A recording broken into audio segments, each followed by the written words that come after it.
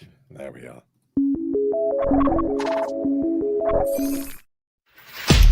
Today's episode of the Inside EVs podcast is brought to you by E-Range EV Tire. E-Range EV tires are specifically engineered for electric vehicles. Using an advanced manufacturing process called liquid phase mixing, E-Range EV's EcoPoint 3 technology creates a tire with lower rolling resistance and longer range, while offering low levels of wear and high grip. All this while staying affordable. Go to erangetires.com. That's ERANGE tires.com to find your EV's next set of tires.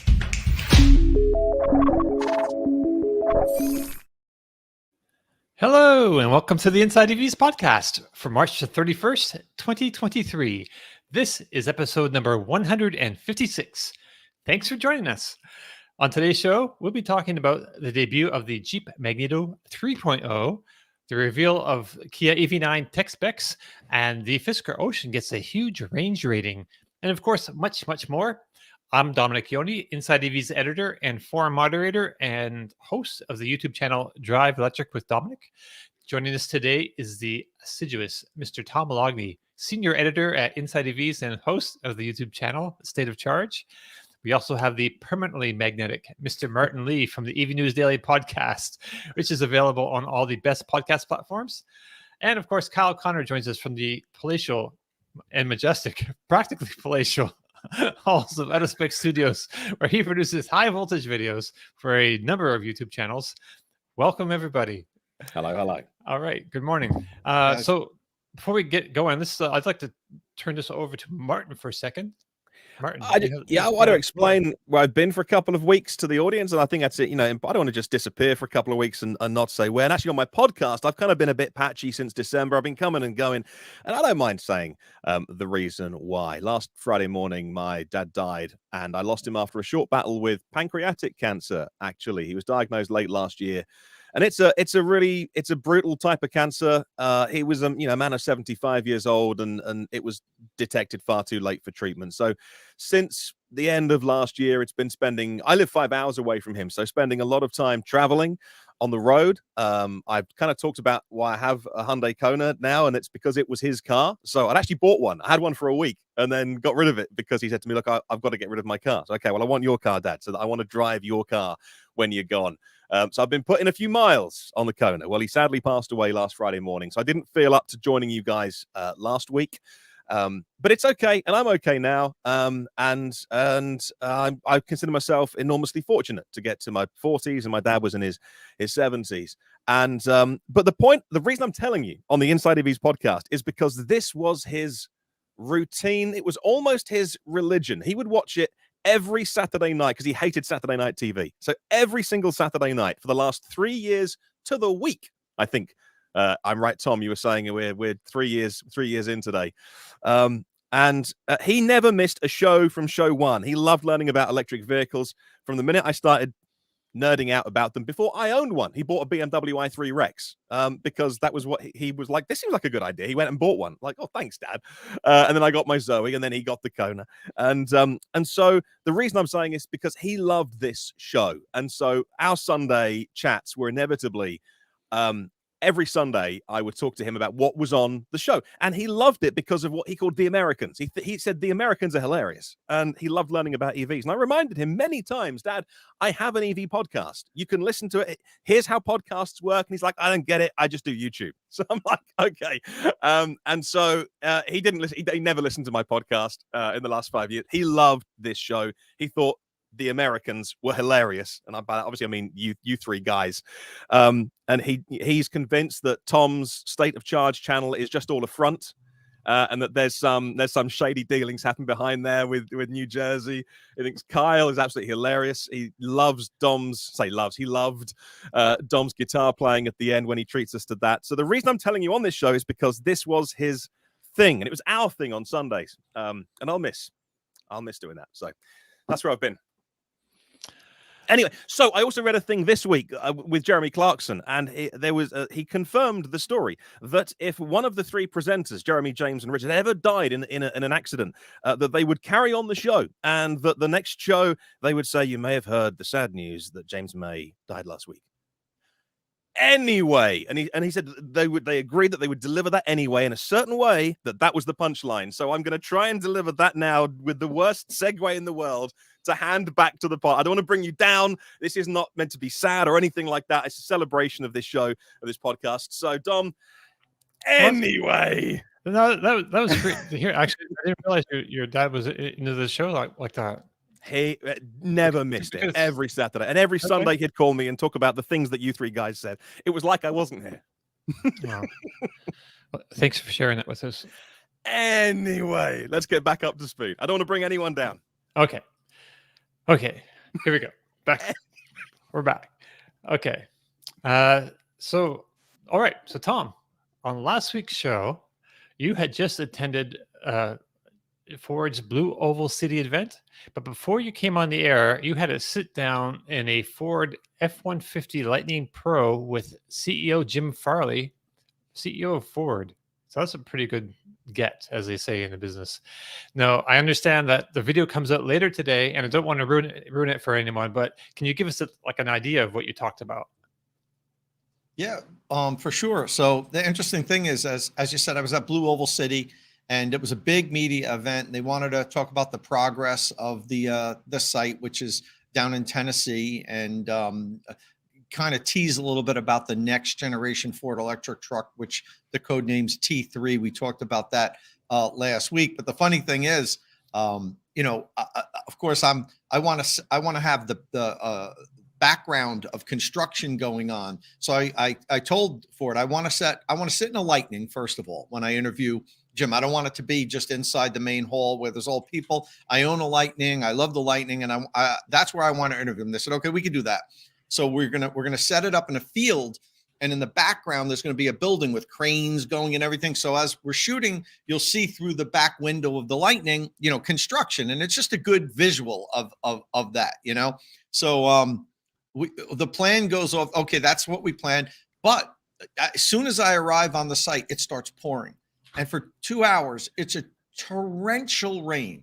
Ford even rented a Ferris wheel for us so that we could ride the Ferris wheel. And when we get to the top, we'd see, the Blue Oval City in all its glory, this gigantic 6 square mile site with different factories being built and cranes moving all over the place. It was a great plan, but it poured raining, so we couldn't go on it, and it was high winds.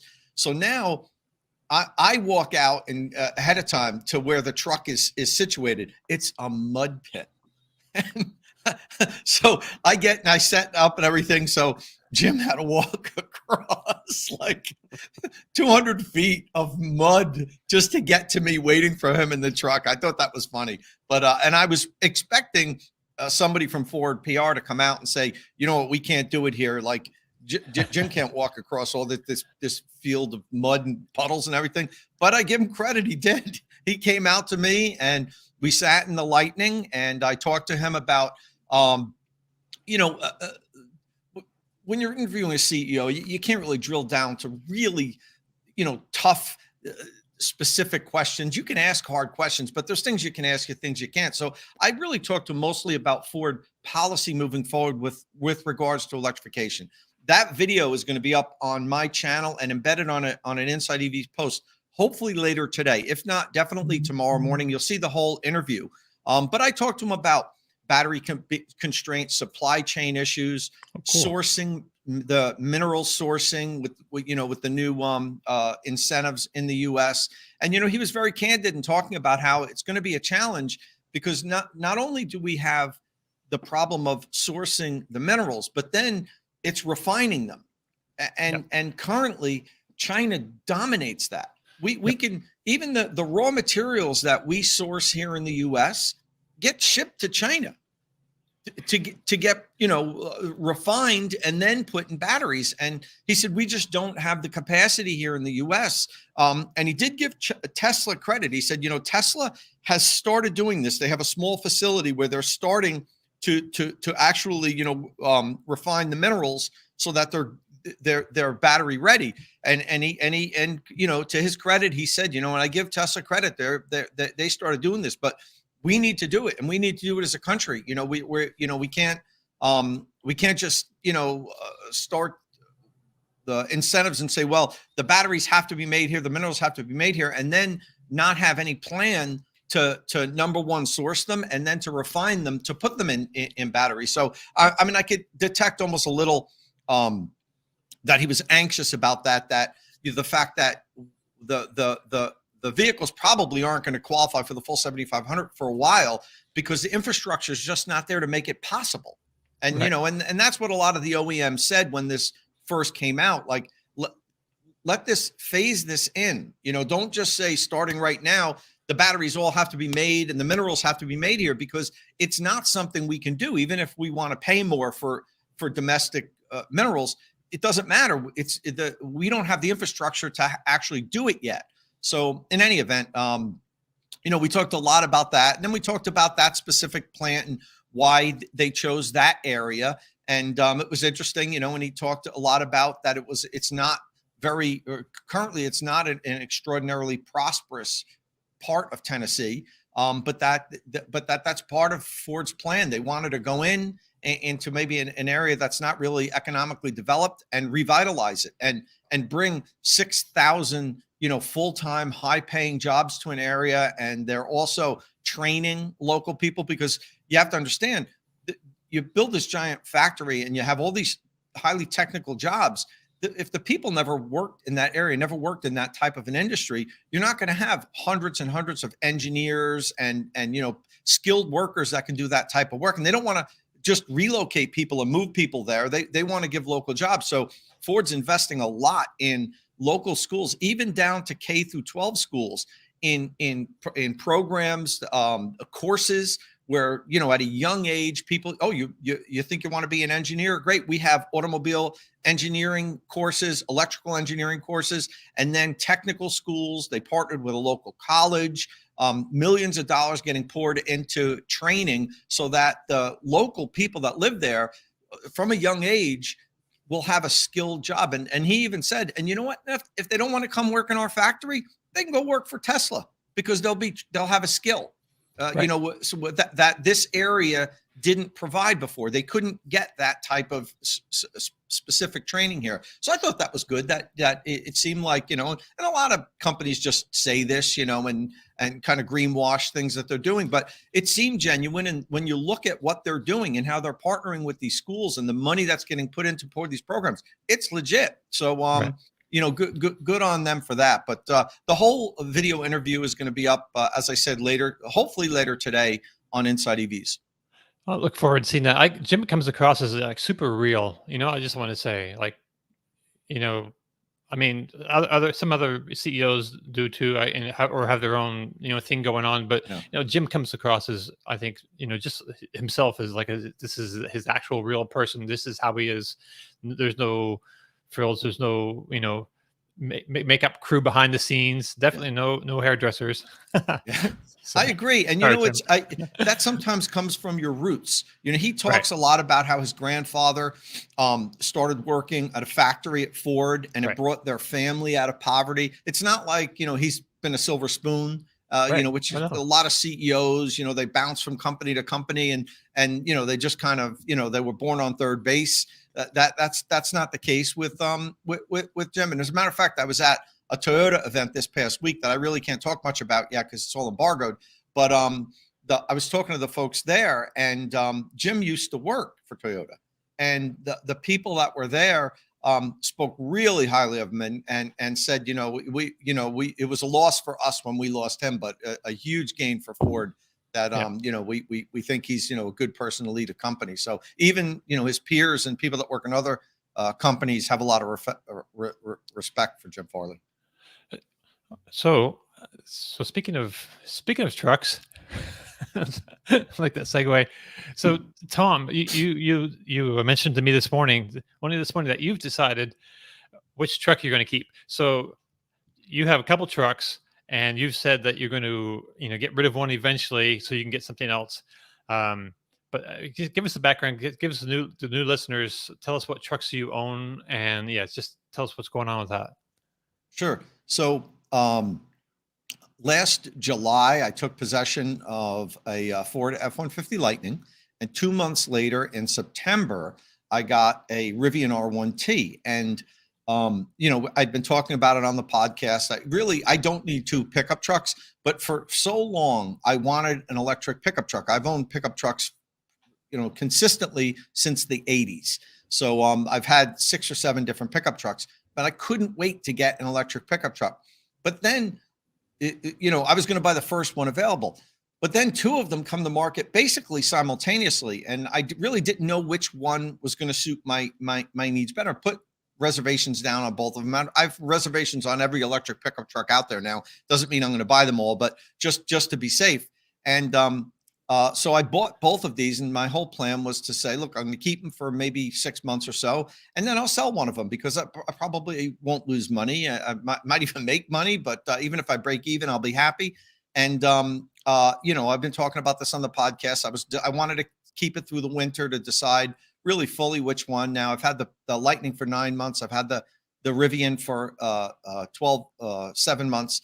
And, I don't think it's going to be any big surprise to the Inside EVs podcast listeners, or even the 3 of you, that I've decided to keep the Lightning.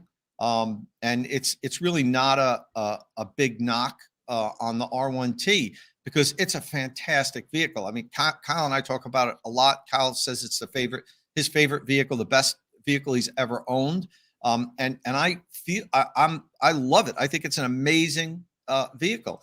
And I wouldn't say that the Lightning would be a better choice for all the listeners. It's an individual decision, and I'm going to put out a video soon that really a deep dive comparing the 2 videos, the 2 vehicles before I sell the R1T while I have them both here.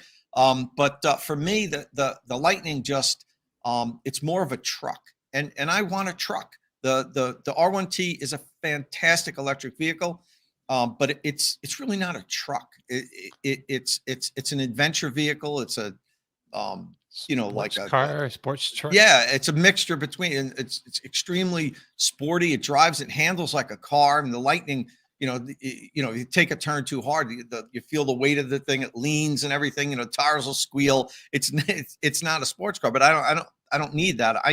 I want one of the vehicles in my driveway to be a truck, and the Lightning is a real truck. It just is powered by electricity, and honestly, it does a lot of things just better.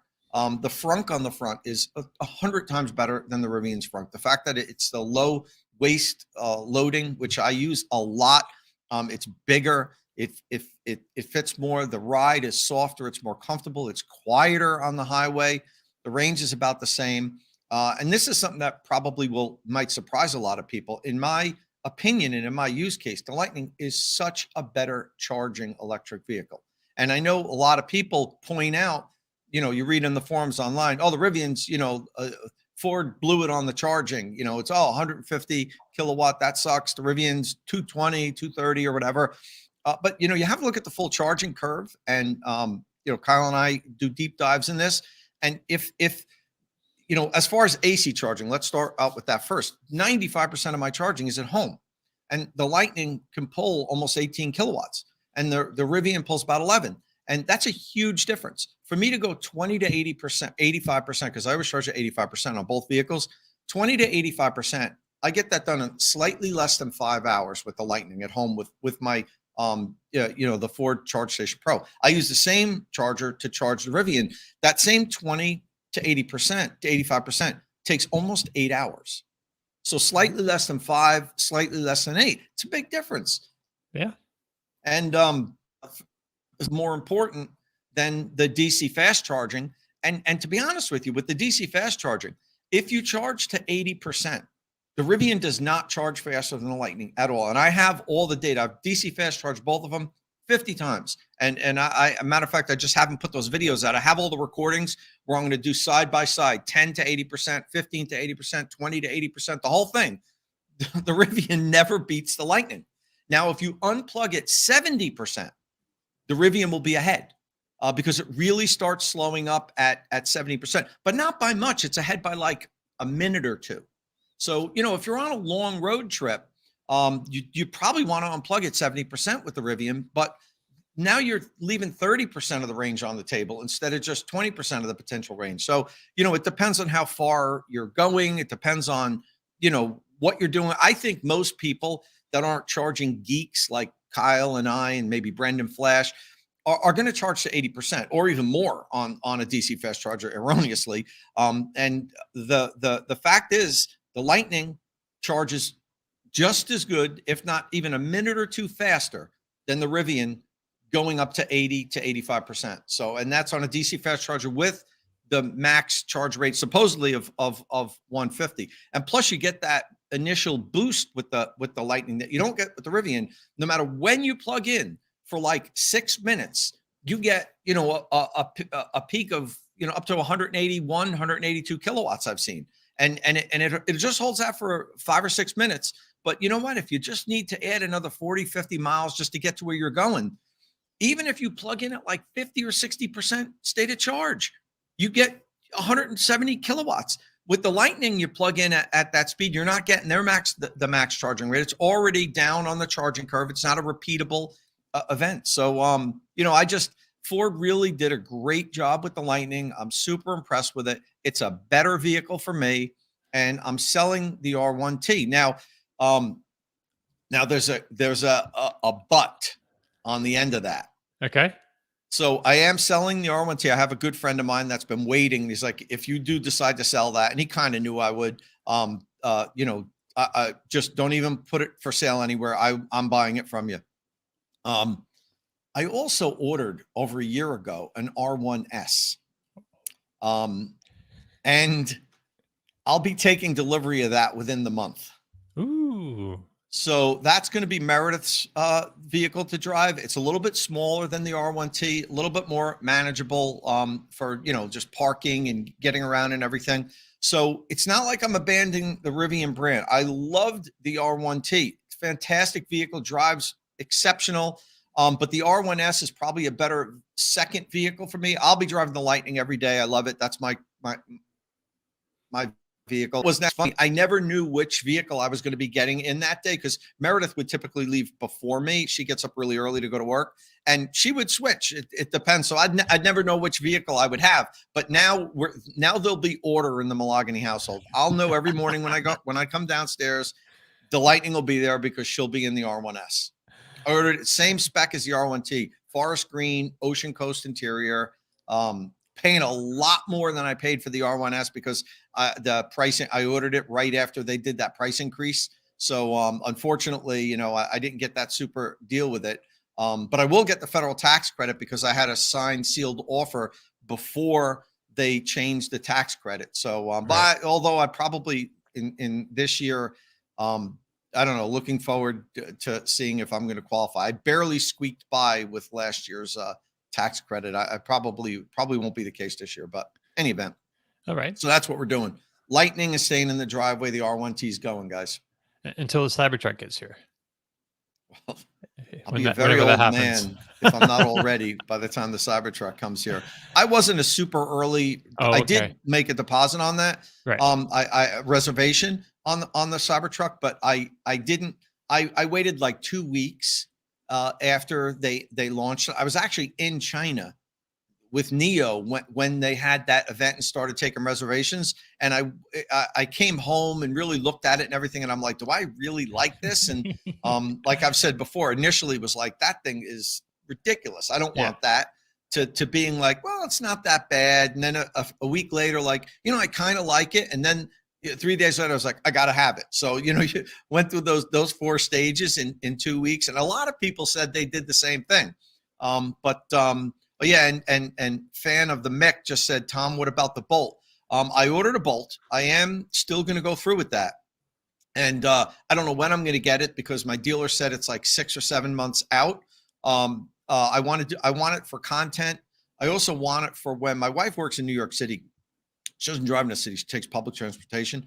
But there are days she needs to drive in. She can't take the trucks. The parking decks and the lots, they like don't allow the trucks in there unless you have like a monthly plan. So that's been a problem for her since we've had these 2 pickups. She can't drive in. We've like borrowed cars on days she had to drive in. So that'll be her commuting car. I'll use it as a runaround to make content with. And I have a family member that is going to be in need of a vehicle soon. and I think I'm going to let them use it for an extended period. So we'll see. But yeah, I'm still going through with the Bolt. Awesome. So also this week, you published the first of 3 videos on the best home EV chargers of 2023. That's this year. The first one featured 48 amp chargers, I believe. And the next one will feature 40 amp chargers. And finally, the last one will feature portable chargers. So in this high powered category, tell us which units got the nod and why.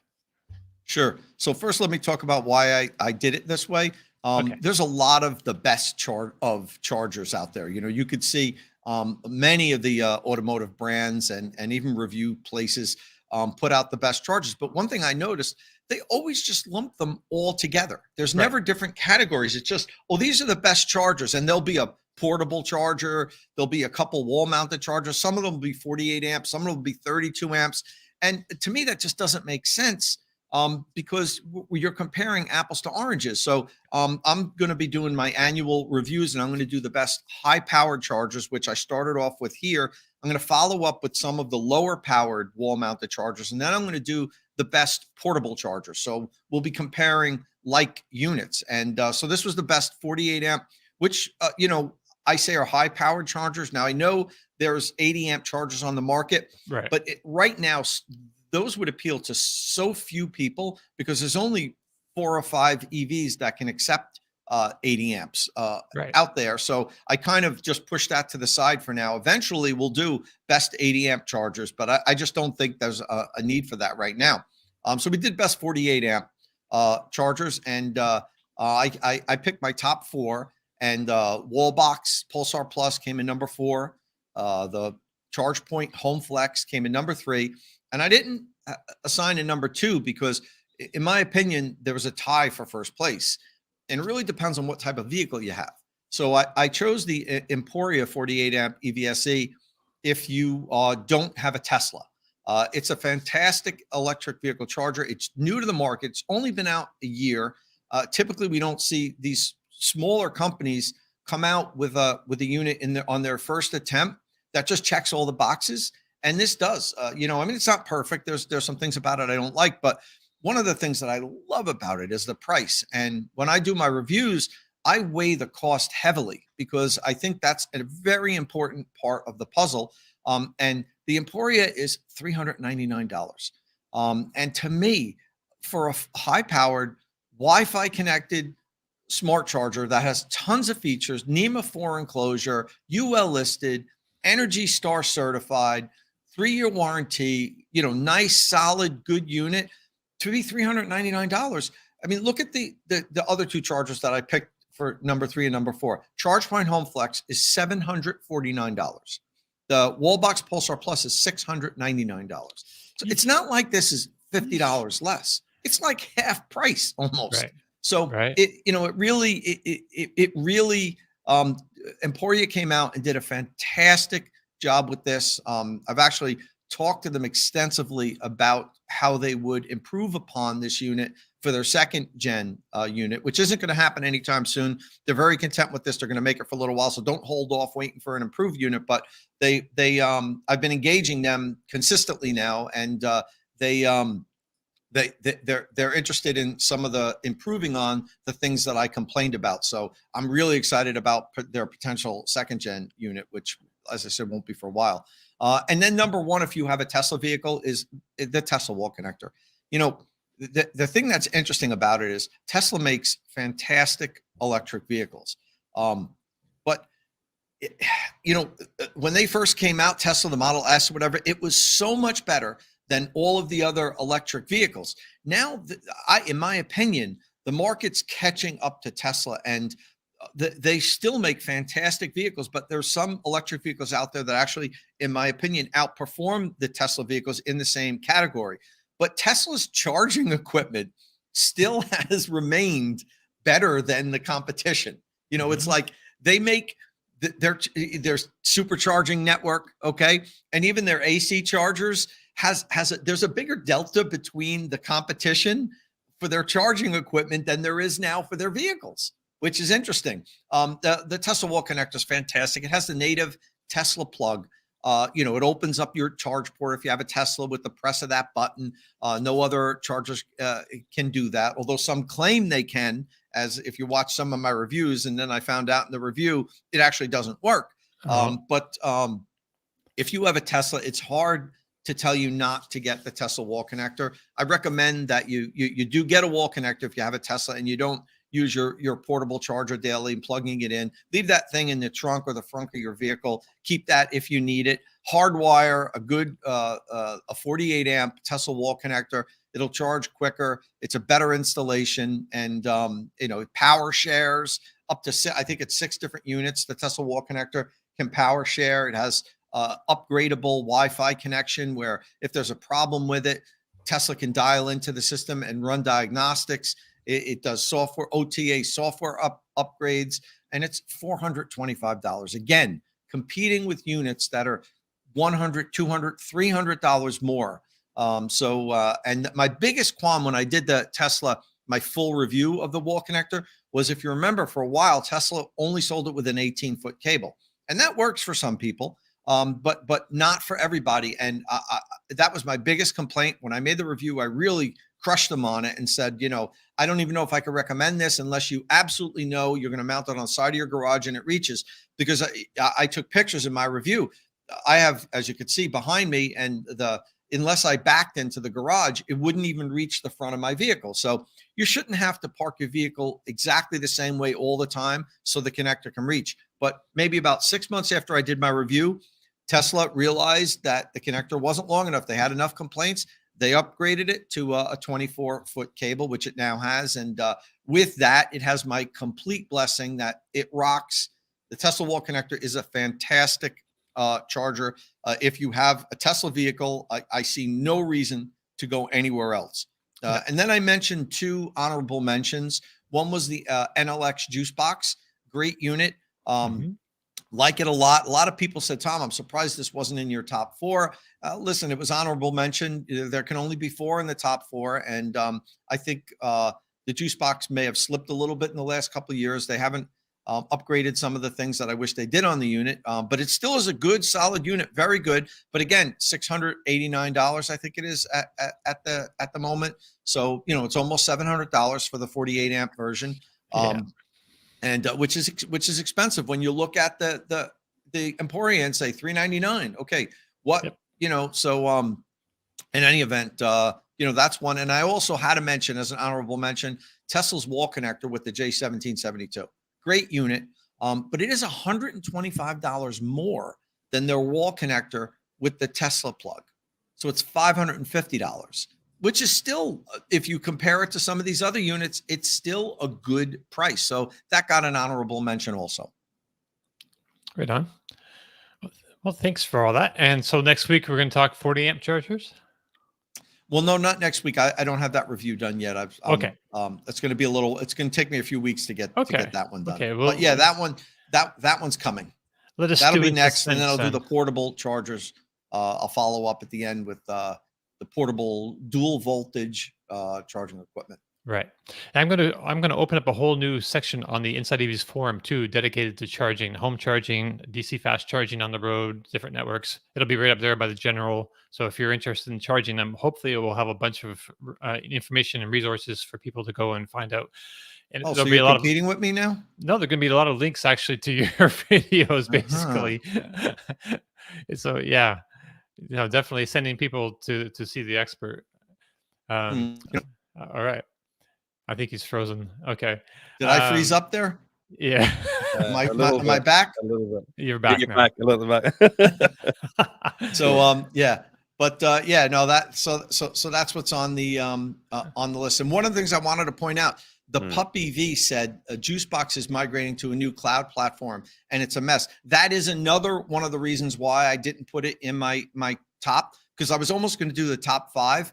Okay. And their Juicebox's new app so far is terrible, and it makes the user experience really bad. Their previous app was a good, solid app, but they redesigned it. And I've had so many people reach out to me and send me messages. Is there any way I can uninstall this and get the old app back? And because this thing's a mess. It's terrible. Wow. So to me, that knocked it down a few levels also, and hopefully they'll improve that. Right on. All right. So Kyle, how you doing? Good morning. You're so quiet over there. Hey, good morning.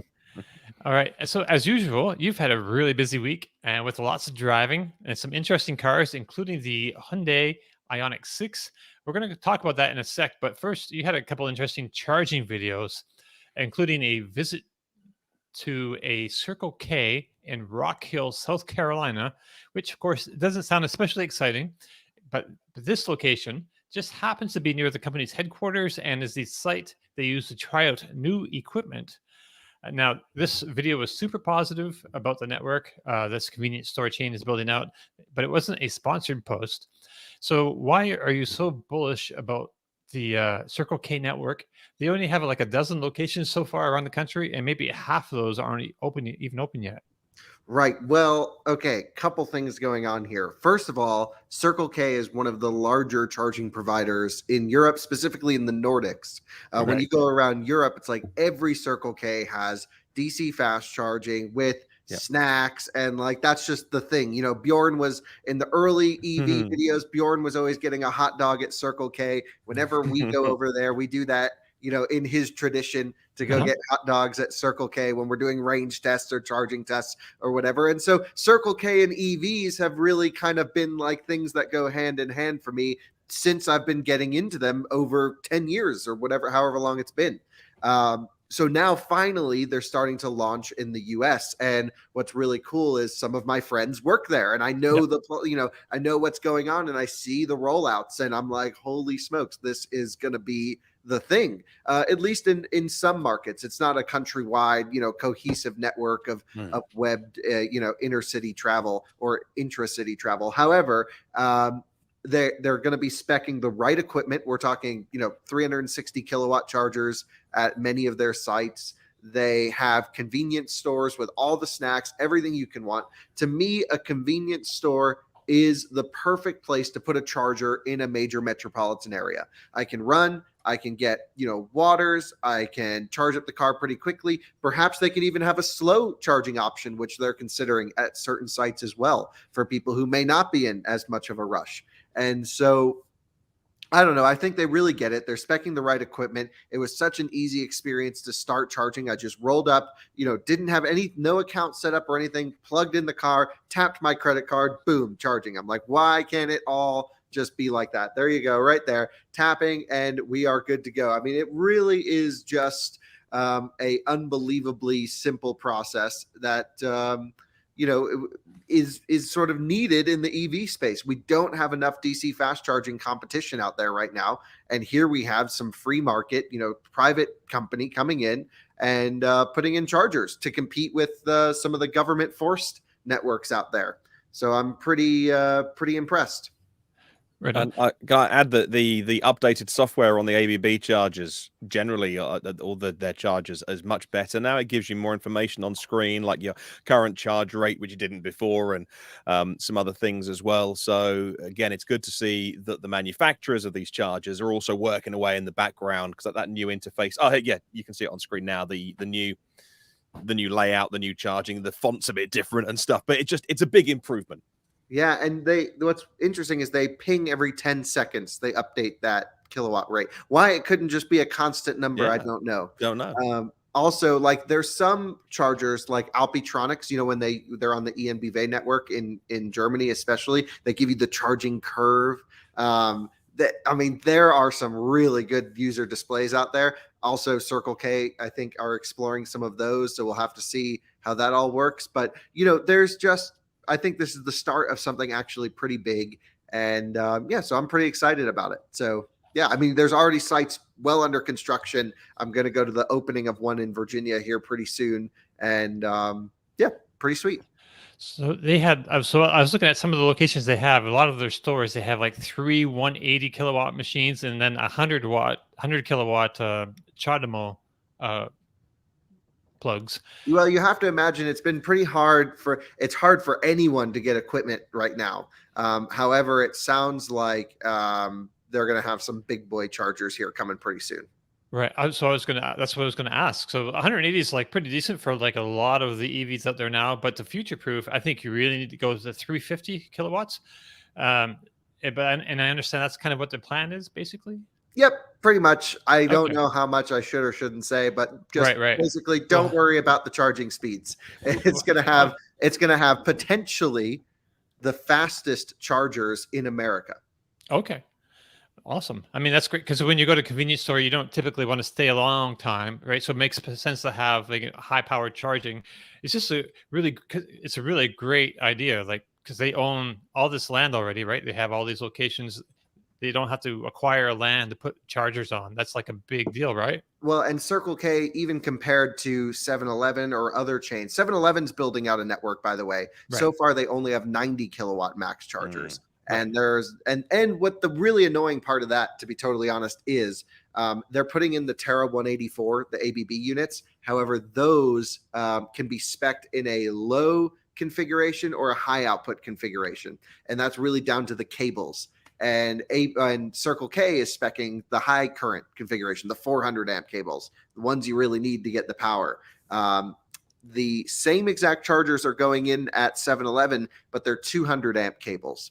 Now, thankfully, they're branding it as a 90 kilowatt charger, so it's not false advertising. But no one's going to want to sit at a 7-Eleven for 3 hours and charge a Hummer EV. We need big power. So, yep, all good. Yeah, trying to think about what else I should talk about with that. Maybe rather than talking about the ABB, the Circle K rollout, I should just talk about the road trip a little bit, just so it makes sense for everyone to tie in these videos. Okay. I was going to talk about your other video, the Southern Desert video, yeah, but I think it makes more sense because people should know where we started and how we went. Because because I don't. Kind of popped it's up. Kind of crazy. You've been all over the freaking country this past few weeks, man. I don't know where you are. Sometimes you're in Texas, sometimes you're in Colorado, sometimes you're in Florida, you're in New Jersey. Like, dude. So yeah. Well, let me explain. So we flew from, separate from the last trip. We got back from Austin, and then basically 6 hours later, we were on a plane to New York, where my dad picked up his Lucid, and we talked about that a little bit, I think, on last show. And he's been driving around and loving it and making videos with it, and of course running into charging problems with it. So he's just living the Lucid lifestyle over there, and he's loving it. So after that, Anna and I drove to Pennsylvania in a Porsche Panamera plug-in hybrid, which I really I talked about on last show a little bit, but I really did enjoy that car. That was great. So we had a great road trip in the Panamera. We picked up her Tycon. I mentioned that on last show as well. And now we have put over 5,000 miles on that car in a week, roughly. And so we've just gone on a big trip all around. We went to the Porsche Experience Center in Atlanta, which was wonderful.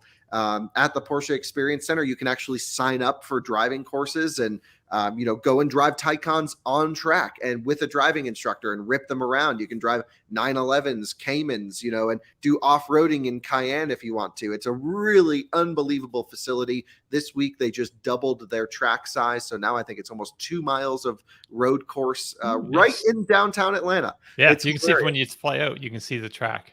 That's right. Yeah, when you fly in, you fly over the Experience Center, depending on which runway you're coming into. And it really is a world-class facility. They have, I don't know how many 350 kilowatt chargers, but more than I could count. I mean, there are high-power chargers everywhere, and they're all the cool Porsche design ones. They have, 19.2 kilowatt level 2 chargers everywhere as well. All their Porsche 80 amp chargers. I think Tom's going to review one soon, I hope. So that would be cool to see. It's a really nice unit, in my opinion, 80 amp level 2 charger.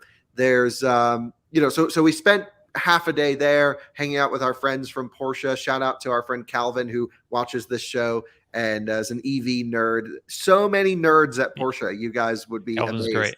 Yeah, Calvin is great. And so, by the way, Calvin, you still owe me that 80 amp charger. He told me he's sending it to you. He told me he's sending one to you. So nice. Soon. And that was really a great experience. Right on. Hey, before we get Kyle, I think Dan Neal's asking, do you know about how many installations Circle K is going to be doing with their, chargers? It's all on their website. I'm not sure of the exact numbers. But you think they're going big? Circle K is, I think, has one of the probably the most aggressive private rollout of any network. Interesting. Is my impression. Interesting. And they're owned by they're owned by Dan- Couche-Tard in Quebec. They have a few locations there as well with chargers. Right. Dan yeah, also commented that the chargers look wicked cool too. They look wicked cool, but half of them don't work. I went there, the DC fast chargers in the parking lot. Kyle, have you charged there? Yeah, we charged every single one operational, fully functional. Oh, well, good that they fixed them. When I went there, a few of them weren't working. So one thing we noticed were at the Experience Center, they use all the Gen 1 equipment, which is basically the Euro chargers adapted for the US. But the US ones that like dealers are getting is actually different equipment, but the dispenser looks the same. Yeah. Well, I had to plug into 2 or 3 of them to get it to turn on, to get a nice picture of like the Tycon park there with the Porsche building in the background with the plug. And I didn't want to have it plugged in with the light red because I know people would point out, hey, that's not working. Yeah. So but it's cool. Actually, we used a bunch of Porsche chargers on this trip because in the process of searching for Anna's Tycon, we were going to a few different dealers, and like, if we were just driving by one, we'd just pull in and see what they had, and just get an idea of what the market's like in different regions. And I would say more than half of the dealers we stopped at had these chargers, and only one dealership we went to, they were not functional, and it wasn't a Porsche charger issue. It was a grid supply issue.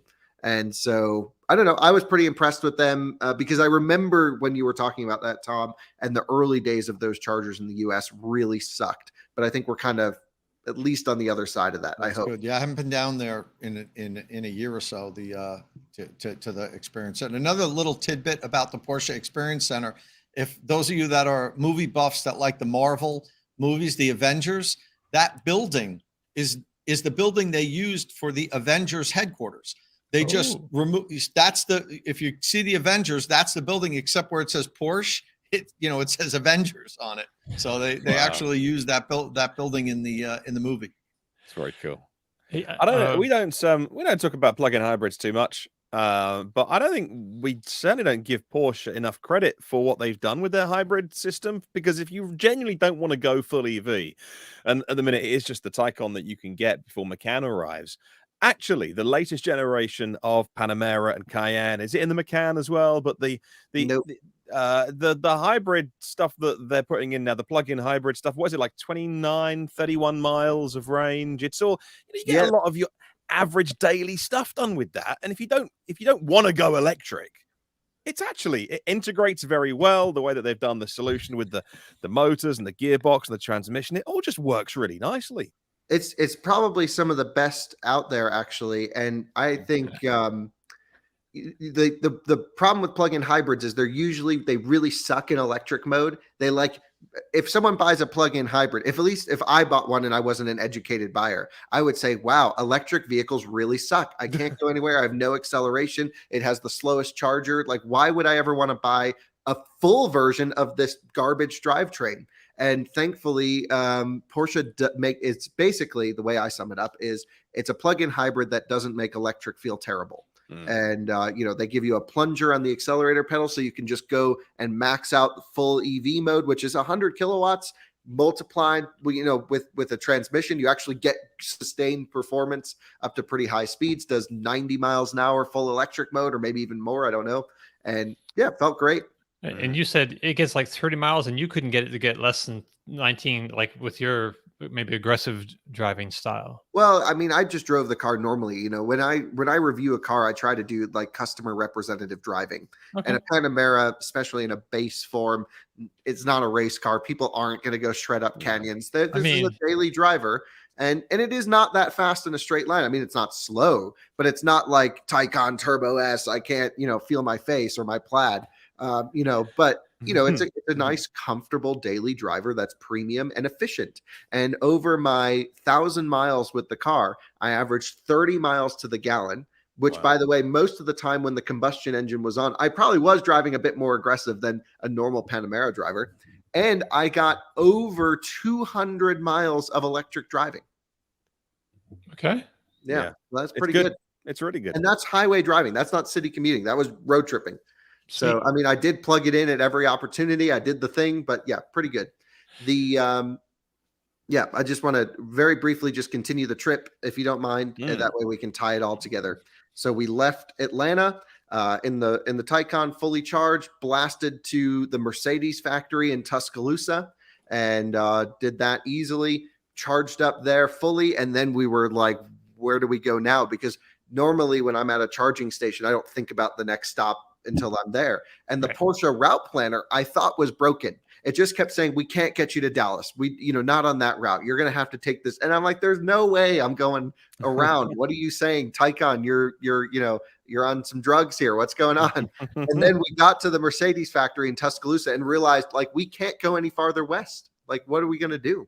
So we had to get creative. We had to start charging at car dealerships, which was great. And so big stretches. So we did 100% charge in Tuscaloosa or close to it. Went to Jackson, Mississippi in the back of a car dealership. We pull in. Thankfully, the gate was open just enough where we could squeeze the car in because it was after close of business on a Saturday night. And, we hear whoop, whoop, sirens going. You're trespassing. You can't be here. But I'm like, this is the only charger. We are going to charge. That would be a funny video if we get arrested trying to charge. So then we roll down the windows. We could hear more of the person on the loudspeaker. And they're like, you're allowed to be here, but if we notice any suspicious activity, we're calling the police. And so that message would come up every 2 minutes or so. So we're walking around the car dealership, looking at the cars, sirens blaring at us. And I'm like, this is welcome to 2023. We should not be having to deal with this. Is like 10 years ago of EV road tripping. That's weird.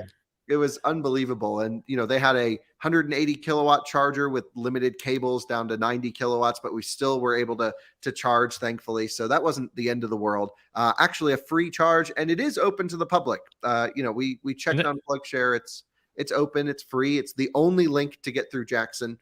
And that's a Cadillac dealer? It's not. It's a BMW dealership in Jackson, Mississippi. BMW Chevy Infinity. That's it right there. And, yeah, I mean, I was just like, this is great. I love every second of it, obviously, because I'm like, this makes great content, so much fun. and Anna's just like, what the hell? Why did I just buy this Tycon? And why are we dealing with this charging? So anyway, we blasted to, stayed overnight in a hotel with a level 2 charger right after that. Okay. Most hotels on that stretch have Tesla wall connectors that I think Tesla probably put in, and then they gave them one Clipper Creek J1772 unit.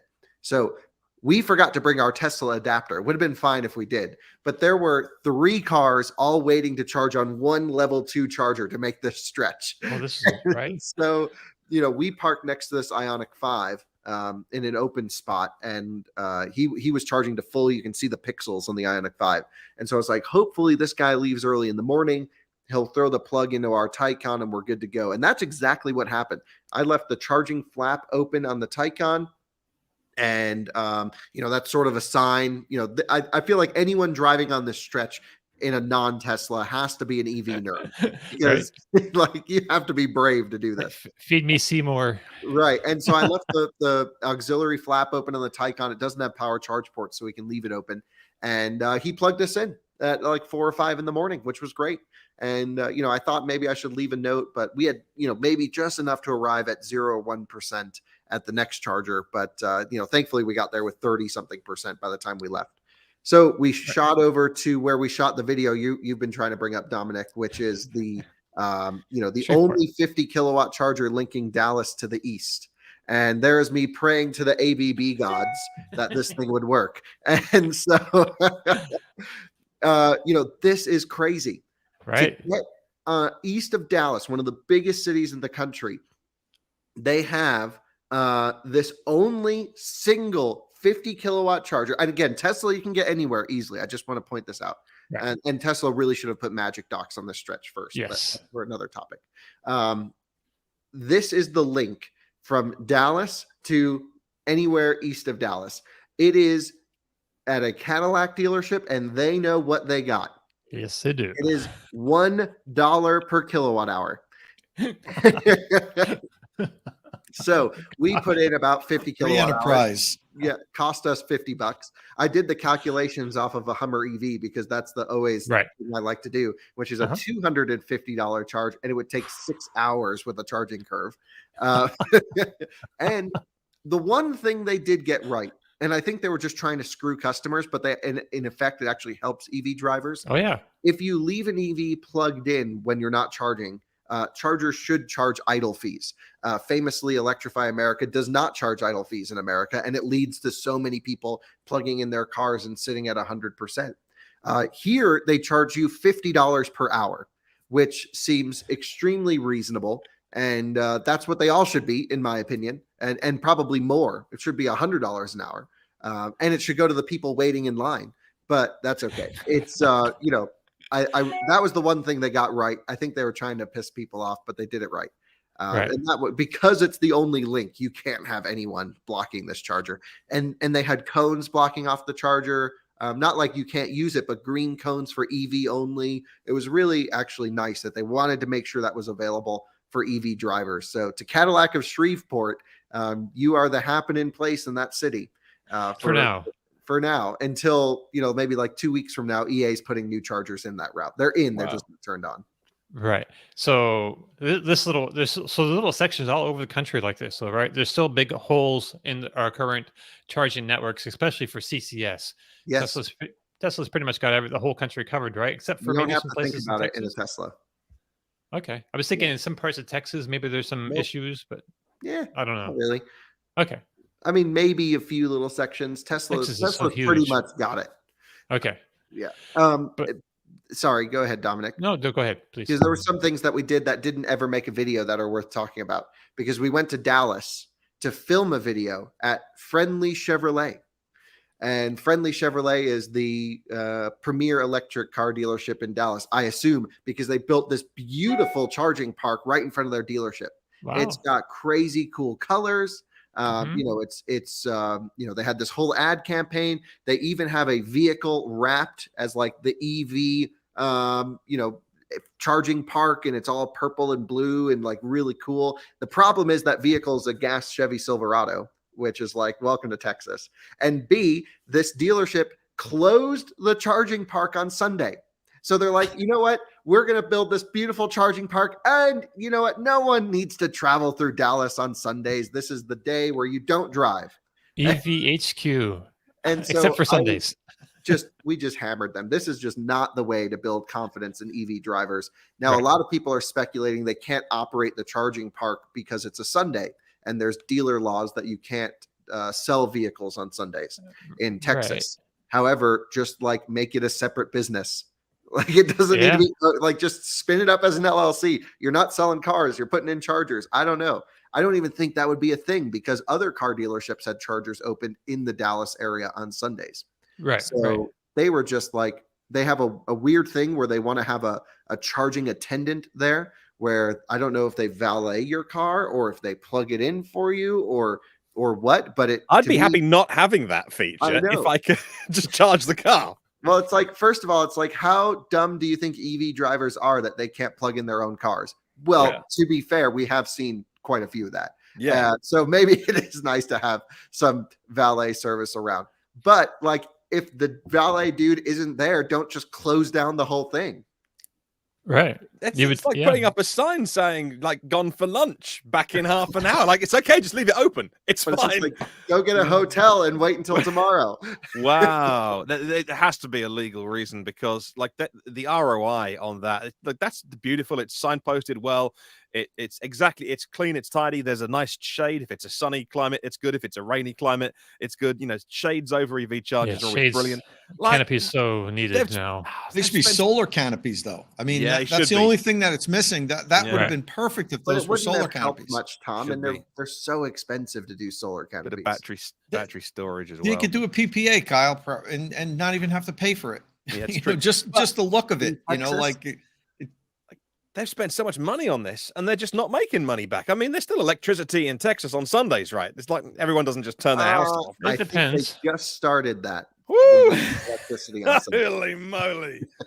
Wow. But you know it really was crazy to me, and the fact that they were so heavy promotional on Twitter about this thing, and then we go there and I retweeted it, and this one clip. There's others got 35,000 views on Twitter here, and no response. Just silence. It would be great if they could just shoot us a note, and just say, like, hey, here's the reason. Like, it's because whatever the reason is, it'd be good to know rather than just assume they're dummies, because let's not assume that. Maybe there's a legal reason, but as you say, spin it off, separate company, something. There are loopholes for anything. Like, come on, this is a dumb one. So that was really interesting. But then we also noticed the lack of high-power DC infrastructure in Dallas. Now, in the greater Dallas region, on the outskirts of the city, there are Electrify America 350 kilowatt chargers. But if you're in Dallas, which is a huge city, it's like good luck charging your car. I mean, it's crazy. I've never seen such a big city with such poor infrastructure. And there are a lot of electric cars in Dallas, tons. And so we pulled up to this one EVgo. We had to charge because we were planning on charging at Friendly Chevrolet. Wasn't so friendly. And we met this woman with her Lucid Air here, and she hated it. She was like, I want to give this car. It's her husband's car. And she's like, charging this, that she's like, the car's fine. But she said, I will never drive this car again. Charging it is such a pain in the butt. She drives a Tesla Model S, and she's like, my husband can never take my Tesla from me again. and that's the unfortunate reality for some people of it doesn't matter how good your electric car is, and Lucids are great. The experience of using it, automakers haven't gotten involved with it nearly as much as they should have. And unfortunately, they're feeling the pain now. Yep. And there's this single 50 kilowatt EVgo charger in this area of Dallas by SMU. And we waited to use it because we had to. And that was that. How did you ask her if she could charge at home? So they lived in Louisiana. And and they got the Lucid because of that I-20 stretch. Yeah. And they said, this has enough range to get you to Dallas. Right. And then you can charge, and then you can come back comfortably. So they do super long drives, because normally if you own a Lucid Air, you're not going to need to charge in public often if you could charge at home. Well, I mean, I think I've seen a lot of Lucids charging in public recently. So I mean, I don't know what's going on, but I think people buy them as road tripping cars, as long distance cars, and along the major corridors, it's great. It's fine. It's really no problem anymore. But so that was interesting to talk to her. And she was like, you know what, I'll just stop at some superchargers in my Tesla versus skipping them with the longer range in this. Right. A lot easier. Yeah, you don't have to well, I mean, superchargers are generally on your way. You don't need to make big diversions of your route. Like with the CCS in Dallas, I think you had to swing like way out of your way to hit those, right? Yeah, I mean, we also were meeting a friend there. So like we kind of coordinated. We're like, meet us at Friendly Chevrolet. And we're like, oh no, they're actually closed. Meet us at this one. Oh, that charger's broken. Okay, we're going to the Walgreens EVgo. Hey, okay, so I know we're really quick. Anyway, we finished off the trip. We blasted to Arizona. I drove the Ioniq 6, and then I blasted up to Denver, and we're home. Yes, that's a crazy trip, man. I'm very jealous, is what I am actually, because I'm like, oh man, I want to spend some time on the road again. It's been some months. Jump in the Tesla. I know. It's just a matter of having the cash to stay in hotels and all that stuff. Put a bed in the back. You can do Tesla camping for Drive Electric with Dominic. That's true. I've done that. I did that in your car. I slept in your car in the back. Which is why I don't drive it anymore. The seats rolled it down, and I bought an inflatable mattress on, so it wasn't sleeping on your car so much. But anyway, so this week you just mentioned you got to see the Hyundai Ioniq 6 in person, and you made a terrific video going over the car inside and out, detailing the different trims. The only thing you didn't talk about and still can't talk about are your driving impressions. But let's start with the looks. Tell us a little bit about this car. I find some of the aspects of this design to be a little challenging looking at the images, but what's it like in the real world? I mean, challenging is a good way to say it's butt ugly. I was about to say that's such a Dom way of Dom's such the nicest person on the planet to be like, well, it's a bit challenging, whereas anyone else would go, what were they thinking? Yeah. Oh my gosh. I mean, actually, the front 3 quarters not bad. Yeah. But anything beyond the C pillar is just wow, this is like, it's like they fell asleep while they were drawing. It's just like, nice curve. And I feel so bad about that, because you don't get to be the head of design or the head designer for a company like this without probably having been through, I don't know, 10, 15, 20 years of, working your way through automobile companies. And, the lady or the man that designed this is obviously infinitely qualified to do this job, far better than I. So all we can simply give is our impressions as idiots on a podcast to say, I think it looks terrible. And I'm sorry to the person who's obviously very talented and qualified and, at a very senior position in this company. But hey, it's well, not they great. build some of the most beautiful looking cars. Look at the new Sonata. That thing rocks. Look at the Ioniq 5, one of the best looking cars of all time. EV9. It's Kia, but well, yeah, but probably they talk to each other. Yeah. And then like this pops out, and it's like, what, it just is not it. I mean, well, the concept of this looked great. The prophecy, right? That looked pretty awesome. And there wasn't that many big changes, but just enough to kind of like the rear end, At a glance, the rear end's okay. What I noticed was the more I sat there and looked at it and really soaked in the details, the more I just hated it. Okay. And I was like, I don't understand why it has to be this complicated. I actually thought the base car looked better in the back with just a little bit less complicated stuff. And it was also black, which I think helped a little bit. Right. And this one was actually digital green. This is like a dark green. This is the spec to get yours in. This is the green on green trim. They call the interior green. It's gray. Really nice trim. So, I don't hate it. I'm going to go against you guys. I don't hate it. If I started with a clean sheet of paper, is this what I would come up with if I was a designer? Probably not, but I don't hate it. It's not like, I'm not getting that vibe that you guys get. Like, what were they doing? I'm like, okay, that's interesting, but I don't hate it. And I think the more I look at it, the more I'm being comfortable with it. Well, that's what I'll be Johnny, a little against everyone here. The British journalist Johnny Smith, who has his Late Break Show YouTube channel, a great car journalist, he said the more that he spent time with this car, the more he liked it. He loves the different elements, the bit that reminded him of the Porsche 911 whale tail and all the various bits. But I don't know. Yeah. He says the more it grew on him. I'm waiting to see it in person, because I remember I had a very negative reaction to the Kia EV6, and now I really like it. So I don't know. I need to see this in real life, and maybe a few times. Maybe it's ahead of the time, and we're just not ready for it yet. But that could be. Either way, styling plays a little role into how I feel about a car. So I didn't talk about that much in the review. I mentioned that I actually like the front of it quite a bit, and the pixels everywhere are cool. It's one of my favorite things. Interestingly, Anna was with me. I showed her the car as well. She hated the pixels. And I was like, this is the coolest. I'd never heard anyone who didn't like the pixels. And I'm like, let's count all of them. She's like, what are you doing? So, I mean, this is, I like the pixel concept personally. Right. It's right on the steering wheel too. And they light up, right? On the steering wheel? Yes. It's the first time I've ever seen a lit panel, a backlit panel in front of an airbag. And it might be an industry first. It's kind of crazy. I mean, it's neat. Yeah. Yeah, when you put it in sport mode, the lights light up red, or if you go eco mode, they light up green. And it was pretty nice. Ambient lighting, I didn't get to experience it, but the claim is pretty incredible. I mean, the tech bits underneath, it's EGMP, so everyone knows, all of that stuff. It's got, it's basically Ioniq 5 drivetrain battery pack.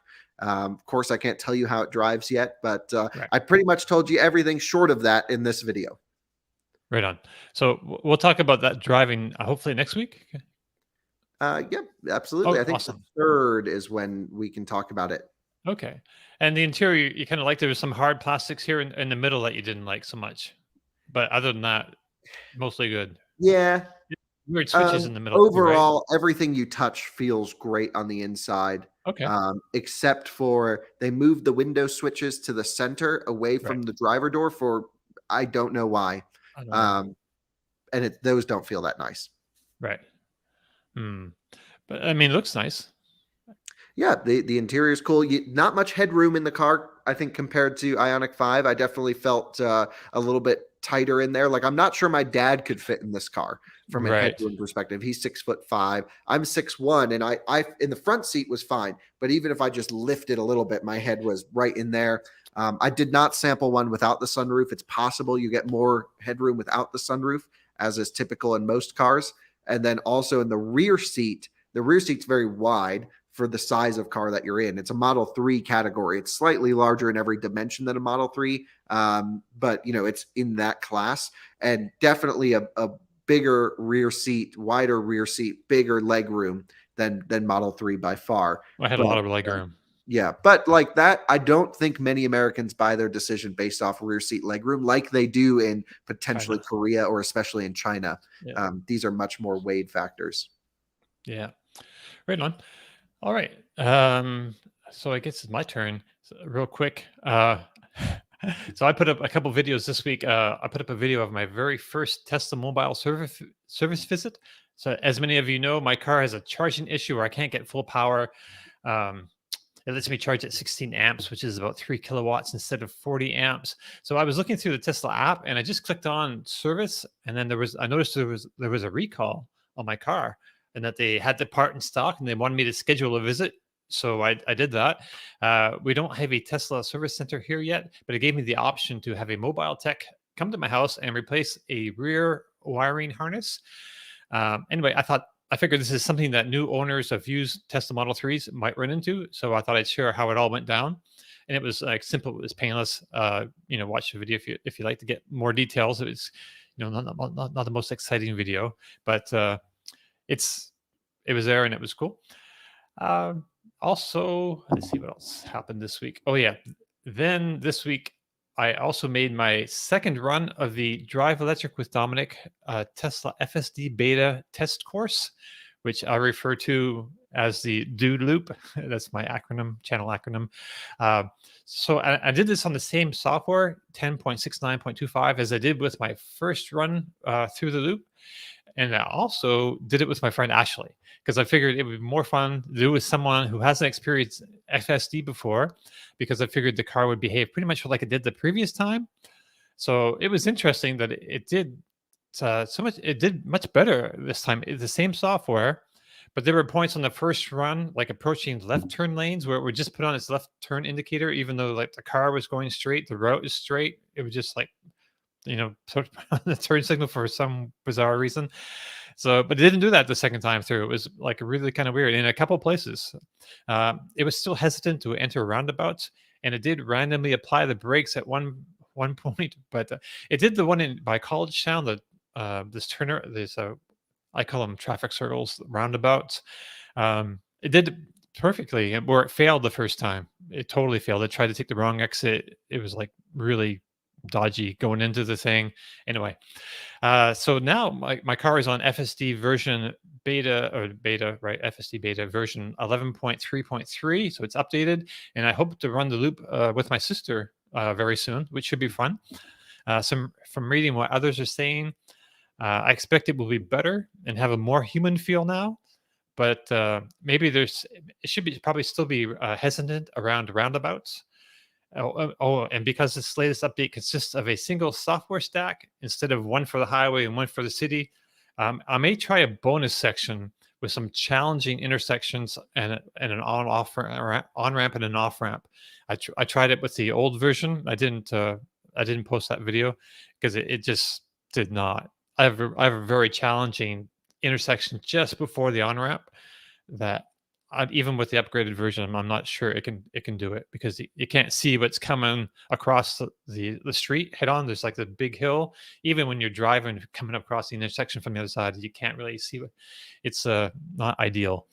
Anyway, so that's what's been going on with my channel and what I've been doing. I haven't driven anything else except my car, the Tesla Model 3.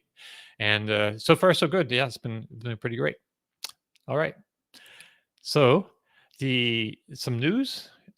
The 57th annual Jeep Safari kicks off tomorrow for 9 days of crawling around Moab. And as is the tradition, Jeep has brought a number of customized vehicles to show off.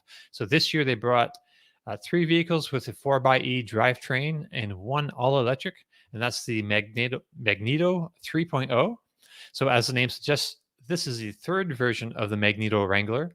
The first had a low RPM electric motor mated to a manual transmission.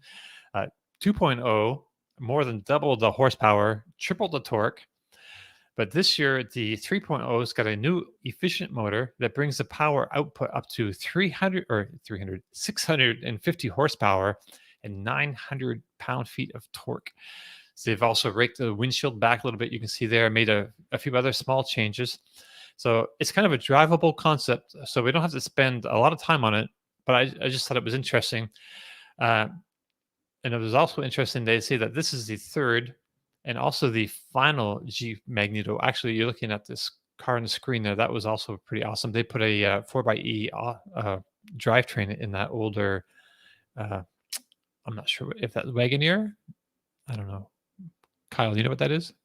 Negative. But what's funny is neither of these vehicles you can purchase. But I just want to point out, you put this as the main headline for this entire show. I know. What were you thinking? What were you smoking last night, or what was going on? I was not. I know. I thought about this. I was thinking about that this morning too. I was like, that was not the right. No. I can't get it right every time. Well, you can just make up funny things. I don't know. Yeah. This is so That's silly. cool. You can't buy any of these. Right. But it does. So this is the first, but you will be able to soon buy electric Jeeps. So they're putting out their, I wanted to ask Tom about this actually. Tom, what does this mean, that they're going to show us the real thing next year? Or because Jeep does have the all electric Jeep Recon and the Wagoneer S debuting next year. So is there, I don't know. It just seemed kind of ominous to me that they have, they've been doing this thing and making it better every year, and now all of a sudden there's not going to be any more. Yeah, I don't know. It's really weird that they showed us all these concepts, and it's like, okay, look at all these cool vehicles. Yeah, but we're not making any of them. Like this is just, we're just playing around here. Which is kind of disappointing because they look really cool. And, the whole Magneto thing, the three versions of it, it was kind of like, really, you just keep improving on it. Like, oh yeah, but we're not going to make this. Like, look at what we could do if we really put our minds to it. So I don't know if this means we're eventually going to see it, Dom, but I think this is more of, look, we're relevant. We're developing electric vehicles. There's going to be a whole family of electric Jeeps available at some point. So don't forget about us. We're here. We're tech focused also. I think that's kind of what they're doing here with this, to just, and maybe soften up the Jeep faithful that maybe, many people in the brand can't envision an electric future, and they're real, petrol heads or whatever. So I think this is part of that whole strategy of kind of prepping them, like, look, this is coming, guys, and it's going to be fun, and they're going to have a lot of horsepower, and look at how cool these vehicles are. You're going to like this too. I think that's a good portion of why they're doing this. It's just kind of planting seeds and letting the Jeep faithful know this is coming, guys, and it's going to be fun. Right. There's a lot of PR exercise in this, but it's community building as well. I mean, Jeep owners, it's a community. There's a bond there. The Jeep Wrangler especially is like just a unique vehicle with a long history, and people buy them despite the fact, despite them not being, actually very great to drive. They're terrible. They're the worst things, but people love them. And I've personally never been like a huge Jeep guy, but I do love driving them and taking the roof off and the doors off, and like going. And I took a 4xe off-roading with like the roof and the doors off. I was like, this is awesome. It was so cool. So I get it, but and my sister is a huge Jeep person, so she's like, you gotta wave, and all the Jeeps do the Jeep wave. I just don't understand how they still can't make a vehicle that doesn't leak. Like, it's part of the charm. I guess it is. I had a 4xe on loan. It was brand new. It had like 200 miles on it. The first day it rained, water's pouring in on the side of the window on it. like forget about waiting until it has 25,000 miles and you've off right out of the showroom. It's going to let you know right off the bat. You're going to get wet in this thing. Ownership. All right. So a couple weeks ago, we were treated to the design reveal of the Kia EV9. This week, before its public debut in April, they've released a lot of its tech specs. So there's a lot of good numbers here. I just wanted to throw out real quick. Of course, it's on the eGMP platform with an 800-volt powertrain. So it's got that wicked fast charging. Max range is given as 336 miles, 541 kilometers on the WLTP cycle. And that's with the rear-wheel drive long-range model with 19-inch wheels that features a slightly smaller 150 kilowatt motor. There's a base version has a 160 kilowatt motor. I don't know. It's got a little less range. So this one, it's like the longest range, but it also 0 to 60 is like 9.4 seconds, which is kind of lackluster when you're talking electric vehicles. It's like over a second slower than the base model even. So that actually has two different battery options: a 76.1 kilowatt hour pack and a 99.8 kilowatt hour pack, which is kind of interesting. They can get a big, almost 100 kilowatt hour pack in the EMG platform, because I'd like to see that in like maybe the Ioniq 5 or Kia EV6 or whatever, special super long range edition. But I digress. Max power achieved with a big battery and all-wheel drive is 380 horsepower. That configuration gives you a 6-second 0 to 60. Unfortunately, we don't get any range figures for any of the other variants, but what we do get with EV9 though is the Kia Connect store, a new way to get more money from existing customers. So if you'd like, you can pay a little extra after purchase and get a boost button, which gives you a 5.3 second 0 to 60 in that quickest spec. You can also download different lighting patterns for the grille, as well as features like remote smart park assist 2.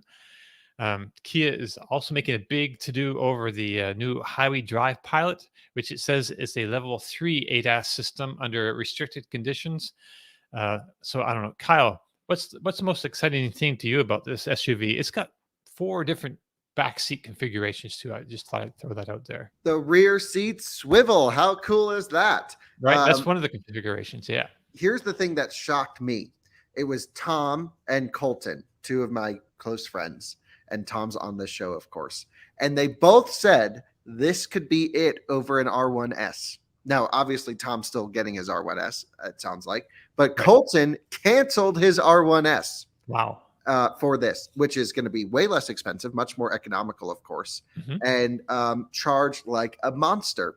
And we can only assume that this thing is going to do close to 300 kilowatt charging, if not more, because you're taking that 77 kilowatt hour pack, adding some modules to it. Maybe the voltage will even go higher. We're not totally sure yet, but they're saying the charging times are going to be really good. 150 miles of rated range in 15 minutes is really good. And that's considering this is going to be a thirsty beast. So yeah, really looking forward to this. I think the interior looks really bland in this particular spec. It needs a giant glass roof of some kind, but can't wait to see these out on the road. It's going to be, I think, just like Telluride was for Kia, this is going to be a hard one to get with a big wait list, and it's going to help a lot of people switch into electric, because up to this point, any really 3-row or big electric SUV, you've been looking at iX, e-tron, Model X, R1S, and is that kind of it? X is a 3rd row? No, but I'm just saying SUV, nor does e-tron, but I'm just saying like big electric mom car, more or less. Right. And then this comes in, and it should be way less expensive than those, right? And offer more on paper than those do as well. So I think they have a home run here. Right. If they can just build enough of them, that's like seems to be the issue with Kia and the other Hyundai group, motor group brands. Just they don't have the supply chain developed enough to meet the demand that they're bringing out these awesome vehicles. But it's everyone's problem, Tom. Right. Let's face it, it's everyone's problem. Right. But yeah, to Kyle's point, I wish, I got the call from, one of the reasons why I decided that I'm going to talk about my decision now with the R1T is because I got the the email from Rivian saying that my my R1S will soon be available.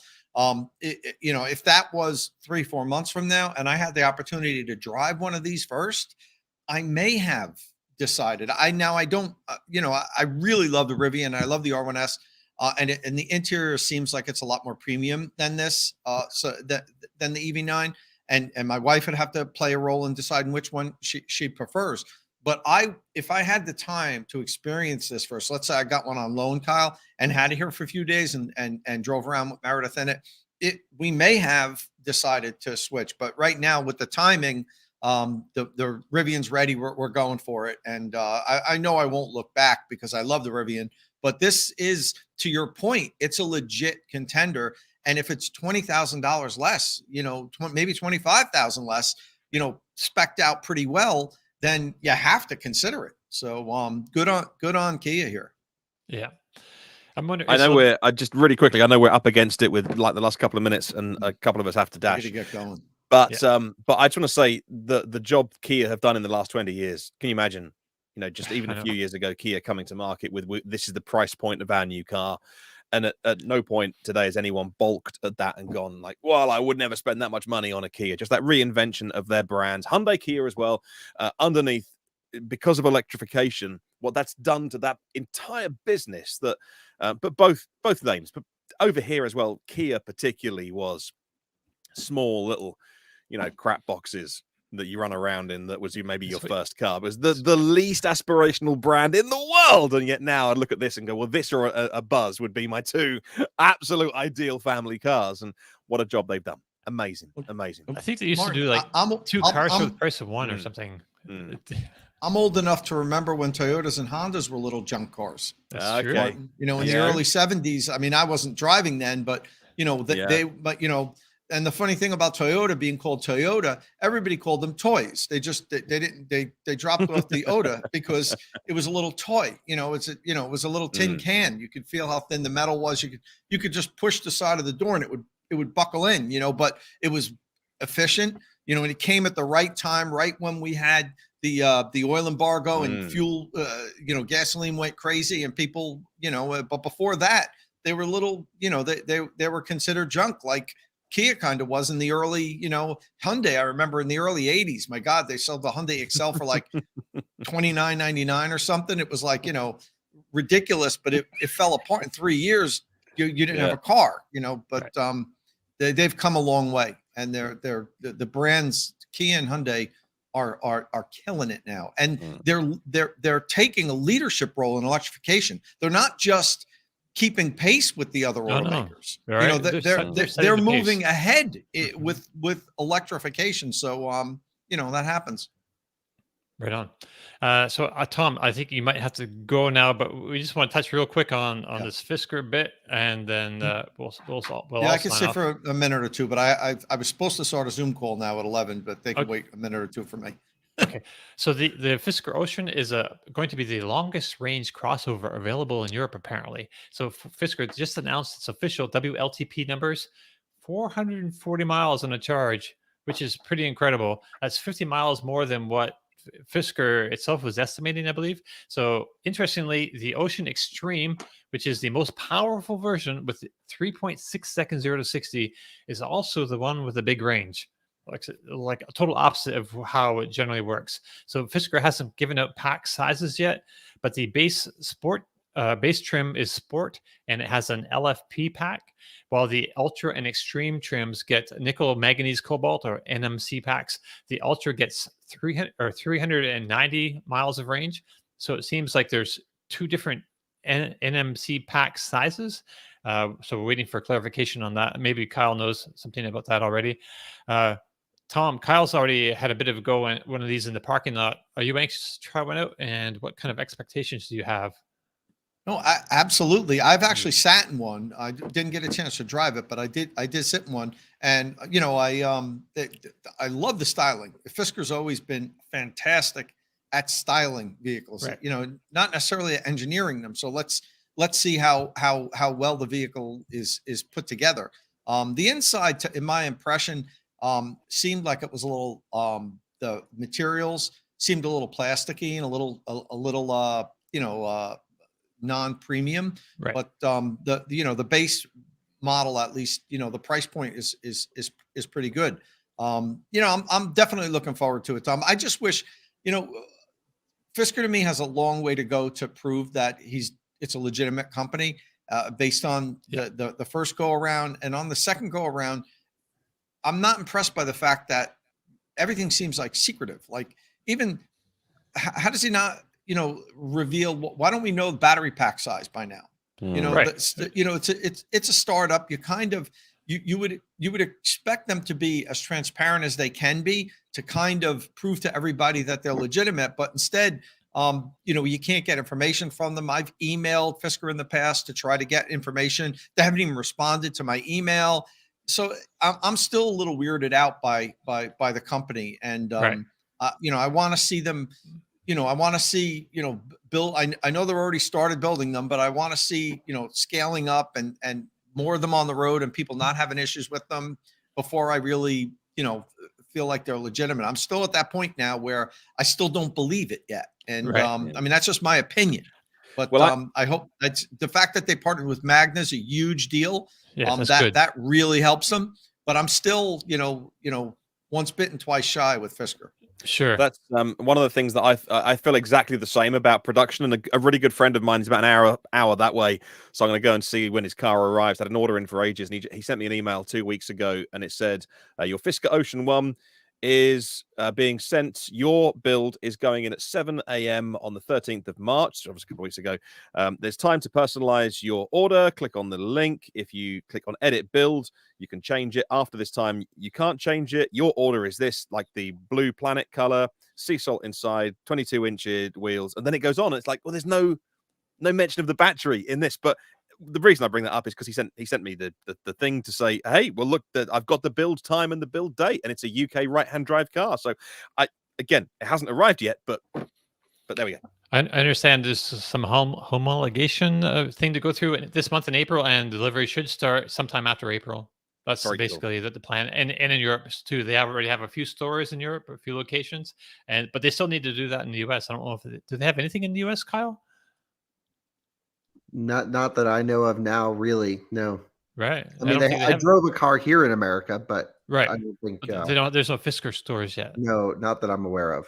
Okay. All right. Well, I think we should probably call it a show. What do y'all think? Yeah, thank you. I got to go anyway. So that's right. So that brings us to the end of our show. If you have any questions or comments, you can leave them on the Inside EV's forum podcast thread or on our YouTube or Twitch comment sections if you like the show. And of course you did, right? Okay. Please give us a thumbs up if you're watching us on YouTube. Don't forget, you can find and follow our panelists on Twitter. Follow Tom Moloughney at Tomolog. That's with 2 M's. Martin Lee is at EV News Daily.